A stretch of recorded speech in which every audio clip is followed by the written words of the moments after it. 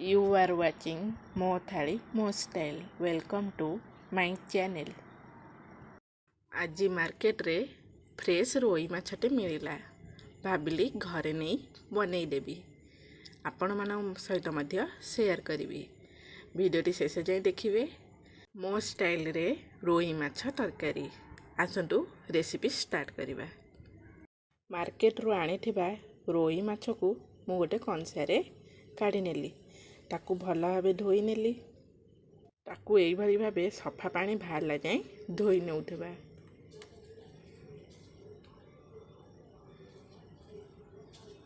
ସେଥିରେ କିଛି କାଟି ଲାଗିଯାଇଛି, ତାକୁ ମୁଁ ଛଡ଼େଇ ସଫା କରି ନେଉଛି। ସଫା କରି ନେଲି। ଏବେ ତାକୁ ପୁଣି ଥରେ ଧୋଇ ନେବି। ଏବେ ତାକୁ ମୁଁ ଭଲ ଭାବେ ଧୋଇ ନେଲି। ଚାଲନ୍ତୁ ଆଗକୁ କ'ଣ ହେଉଛି ଦେଖିବା। ଏବେ ସେଥିରେ ଗୋଟେ ଚାମଚ ହଳଦୀ ଗୁଣ୍ଡ ଆଡ଼୍ କଲି, ସ୍ୱାଦ ଅନୁସାରେ ଲୁଣ ଆଡ଼୍ କଲି। ଏବେ ତାକୁ ଭଲ ଭାବେ ମିଶାଇ ନେବା। ମୁଁ ମୋ ଷ୍ଟାଇଲ୍ରେ ମିଶାଉଛି, ଆପଣ ଚାହିଁଲେ ହାତରେ ବି ମିଶାଇ ପାରିବେ। ଏବେ କଢ଼େଇରେ ତେଲ ଆଡ଼୍ କରିବା। ତେଲରେ ହାଫ୍ ଚାମଚ ସୋରିଷ ଆଡ଼୍ କଲି। ସେଥିରେ ଗୋଳେଇ ରଖିଥିବା ମାଛକୁ ଫ୍ରାଏ କରିବା। ମୁଁ ପ୍ରଥମେ ପେଟି ମାଛକୁ ଫ୍ରାଏ କରୁଛି।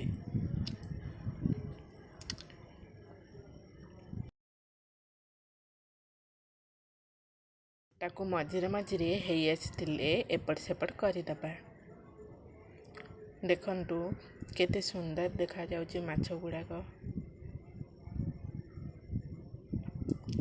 ମାଛ ଫ୍ରାଏ ହେଇଗଲା। ମୁଁ ଗୋଟେ ଥାଳିକୁ କାଢ଼ି ନେଲି। ବେଶୀ ପୋଡ଼ିବେନି, ହାଲକା ଫ୍ରାଏ କରିବେ। ଏଇଭଳି ଭାବେ ସବୁ ମାଛକୁ ଛାଣି ନେବା। ଭିଡ଼ିଓରେ ଶେଷ ପର୍ଯ୍ୟନ୍ତ ଯୋଡ଼ି ହେଇ ରୁହନ୍ତୁ। ଭିଡ଼ିଓଟି ଭଲ ଲାଗିଥିଲେ ଲାଇକ୍, କମେଣ୍ଟ ଆଣ୍ଡ ସବସ୍କ୍ରାଇବ୍ କରିବାକୁ ଜମା ବି ଭୁଲିବେନି।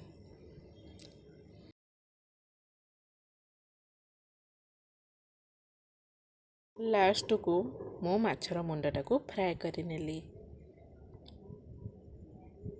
ଏବେ ଚାଲନ୍ତୁ କ'ଣ ହେଉଛି ଦେଖିବା। ଆସନ୍ତୁ ମସଲା ବାଟି ନେବା। ମୁଁ ମସଲା ପାଇଁ କିଛି ରସୁଣ ନେଇଛି, କିଛି ସୋରିଷ, 4ଟି ଶୁଖିଲା ଲଙ୍କା, କିଛି ଜିରା, କିଛି ପୋସ୍ତକକୁ ମୁଁ ଆଡ଼୍ କରି ନେଇଛି। ଆପଣଙ୍କ ହିସାବରେ ଆପଣ ରାଗ ନେବେ। ମୋ ହିସାବରେ ମୁଁ 4ଟି ଶୁଖିଲା ଲଙ୍କା ଆଡ଼୍ କରିଛି। କାଟି ରଖିଥିବା ପିଆଜକୁ ଆଡ଼୍ କଲି। ମୁଁ ବଡ଼ ସାଇଜ୍ର ପିଆଜକୁ ଆଡ଼୍ କରି ନେଇଛି। ସେଥିରେ କିଛି ପାଣି ଆଡ଼୍ କରି ତାକୁ ଭଲ ଭାବେ ବାଟି ନେବା। ମୁଁ ଗୋଟେ ବଡ଼ ସାଇଜ୍ର ପିଆଜକୁ ଛୋଟ ସାଇଜ୍ରେ କାଟି ନେଲି। ମୁଁ ମାଛ ଛାଣିଥିବା ତେଲରେ କାଟି ରଖିଥିବା ପିଆଜକୁ ଆଡ଼୍ କଲି। ତାକୁ ଭଲ ଭାବେ ମିଶାଇ ଦେଲି।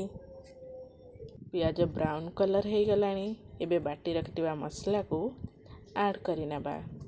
ତାକୁ ଭଲ ଭାବେ ମିଶାଇ ନେବା। କିଛି ପାଣି ଆଡ଼୍ କରିବା।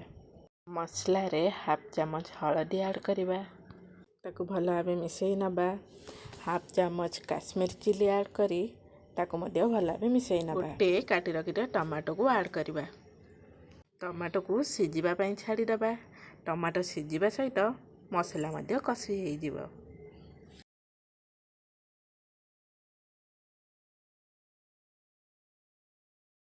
ଦେଖନ୍ତୁ ମସଲା କଷି ହେବା ସହିତ ଟମାଟୋ ମଧ୍ୟ ସିଝି ଯାଇଛି।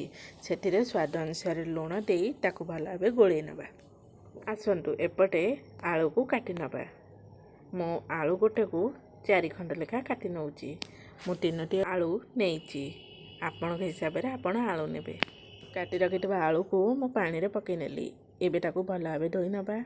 ଦେଖନ୍ତୁ ଆଳୁକୁ ମୁଁ ଭଲ ଭାବେ ଧୋଇ ନେଇଛି। ଏବେ ମସଲା ରେଡ଼ି ତ ହେଇଗଲାଣି। ସେଥିରେ କାଟି ରଖିଥିବା ଆଳୁକୁ ଆଡ଼୍ କରି ନେବା। ଆଳୁକୁ ଆଡ଼୍ କରି ସାରିଲା ପରେ ତାକୁ ମସଲା ସହିତ ମିଶାଇ ନେବା। ଏବେ ପାଣି ଆଡ଼୍ କରି ନେବା। ପାଣି ଆଡ଼୍ କରି ନେଇଛି।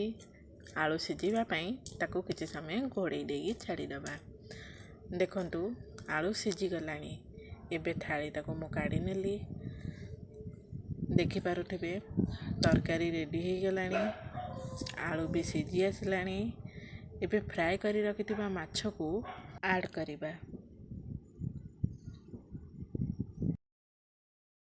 ଏବେ ସେଥିରେ ମୁଁ 2 ଖଣ୍ଡ ଆମ୍ବୁଲ ଆଡ଼ କରି ନେଇଛି। ଦେଖିପାରୁଥିବେ ରେଡ଼ି ହେଇଗଲା ରୋଇ ମାଛ ତରକାରୀ। ଏଇଟା ମୋ ଷ୍ଟାଇଲରେ ଥରେ ଟ୍ରାଏ କରି ଦେଖନ୍ତୁ। ଚ୍ୟାନେଲକୁ ନୂଆ ଆସିଥିଲେ ସବସ୍କ୍ରାଇବ୍ କରିବାକୁ ଜମା ବି ଭୁଲିବେନି।